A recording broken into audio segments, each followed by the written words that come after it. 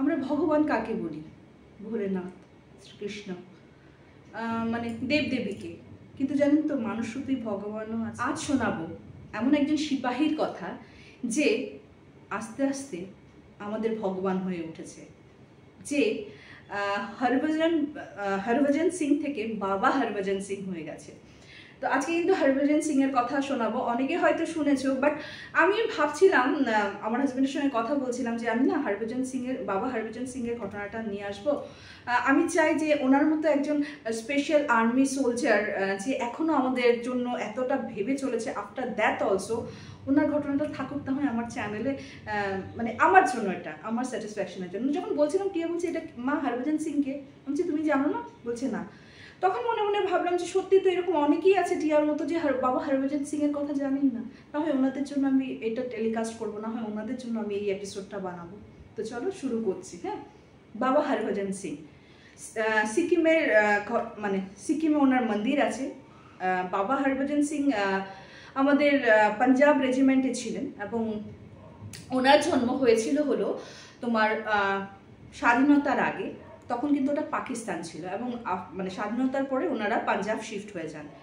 20 বছর বয়সে উনি কিন্তু ভারতীয় সেনা জয়েন করেন এবং উনি 2 বছর মানে পাকিস্তানের সঙ্গে যুদ্ধের সময় কিন্তু উনি ছিলেন এবং 2 বছর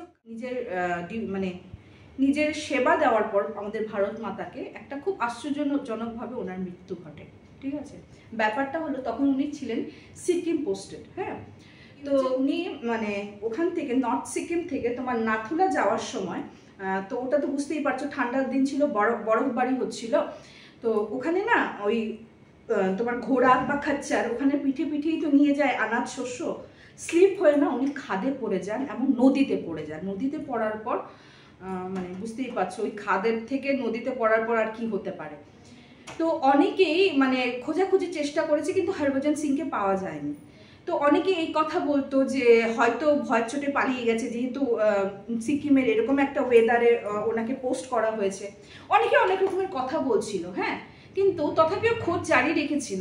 হ্যাঁ, তো 3-4 দিন পর ওনার এক ফ্রেন্ড ছিল যার নাম ছিল প্রীতম সিং। ওনাকে স্বপ্ন দেখান হরভজন সিং যে আমি ওই দিকে আছি, তুই আয়, আসলে তুই আমার বডি পাবি, আমার সঙ্গে এই জিনিসটা হয়েছে, আমি স্লিপ খেয়ে খাইয়ে পড়ে যাই, খাদে পড়ে যাই এবং আমার সঙ্গে কিন্তু এই জিনিস হয়েছে।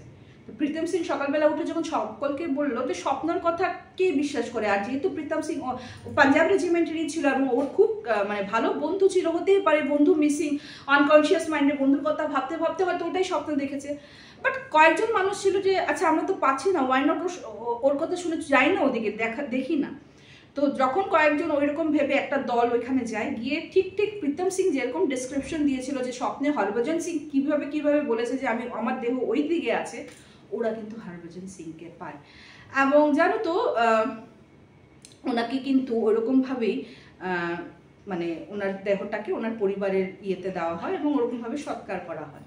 কিন্তু আফটার দ্যাট মানে মৃত্যুর পরেও কিন্তু ওনার ডিউটি করা হরভজন সিং ছাড়েননি। ঠিক আছে, তো ব্যাপারটা হলো যে মৃত্যু তো হয়ে গেছে। তো একবার কি হয়েছে, তখন চীনের সঙ্গে কিছু একটা মানে ভারত আর চীনের একটা প্রবলেম শুরু হয়েছে। মানে ওখানে তো ঘন ঘন ক্ল্যাশ হতো না। তো 3 দিন আগে মানে ইনসিডেন্টের 3 দিন আগে হরভজন সিং একজনকে স্বপ্ন দেখিয়েছে যে তোমরা রেডি হয়ে যাও, চীন কিন্তু তোমাদের উপর এরকম ওই জায়গায় অ্যাটাক করে, মানে সব কিছু বলে দিয়েছে। কিন্তু আর মানে ভারতীয় সৈন্যদল, আর্মি বলে কথা, এগুলি স্বপ্নের দেখা জিনিসকে বিশ্বাস করে কোনো রকম ডিসিশন নেওয়া যায়? তো অ্যাজ ইউজুয়াল ওনারা এটাকে পাত্তা দেননি এবং এটার ফল আমাদের ভোগ করতে হয়েছিল। ওরা কিন্তু সত্যি ওই দিনেই অ্যাটাক করে এবং ওরা কিন্তু ওইখানে পরাজয় হয়ে চলে আসে। তার মানে বুঝে গেছিল যে হরভজন সিং এর মৃত্যুর পরেও কিন্তু আমাদের দেশের জন্য পুরোপুরি ইয়ে করে যাচ্ছে, ডিউটি দিয়ে যাচ্ছে। ইনফ্যাক্ট জানো তো, আমরা তো না হয় হিন্দুস্তানি ইন্ডিয়ার, তাই না?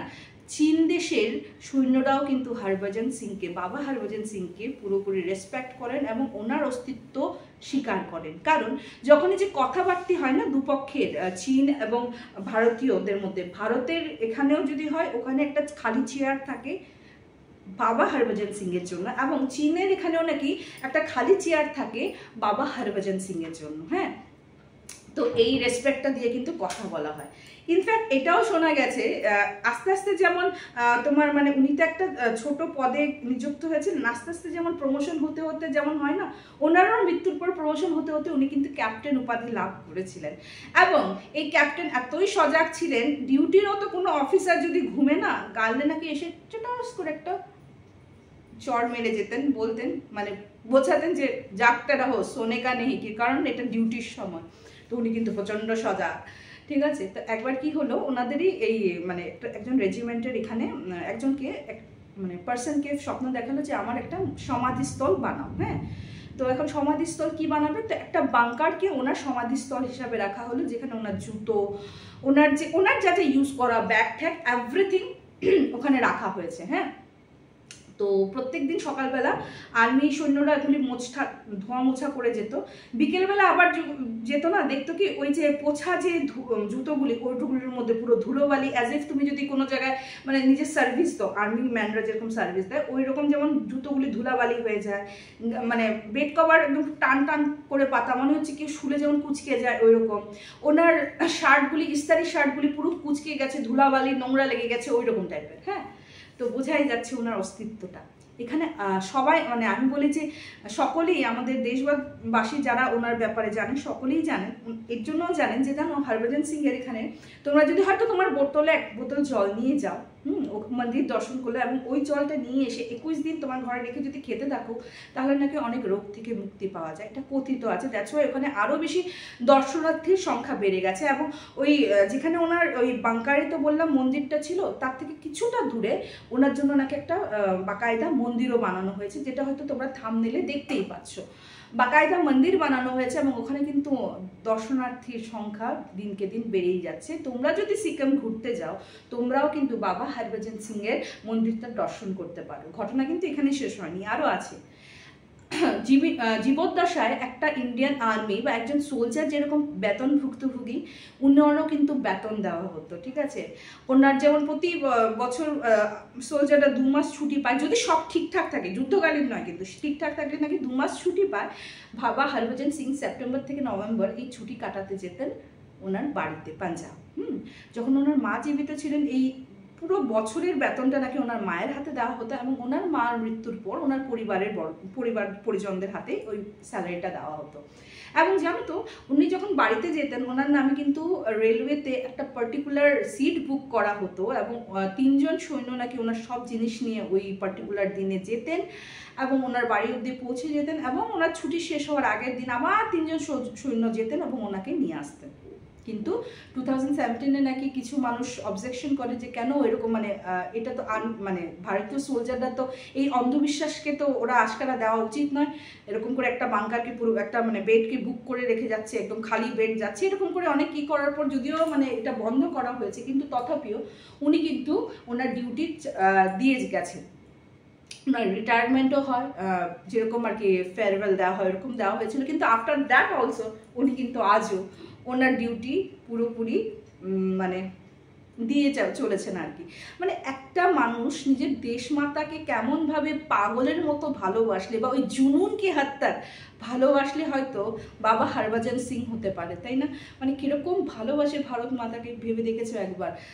আমি তো মানে কি বলবো আর কি, এইসব মানুষের কথা শুনলে না কতটা ইন্সপিরেশন পাওয়া যায়। আমাদের নেক্সট প্রজন্ম হয়তো অনেক কিছু জানতে পারবে, অনেক কিছু শিক্ষণীয় থাকে, তাই চেষ্টা করি এরকম ঘটনা তোমাদের কাছে তুলে ধরার। কেমন লাগলো তোমাদের এই এপিসোডটা জানাতে ভুলো না। বাবা হরভজন সিং এর কথা কে জানতে, কে নতুন করে জানলে সেটাও জানাতে ভুলো না। নতুন হয়ে থাকলে সাবস্ক্রাইব করতে ভুলো না।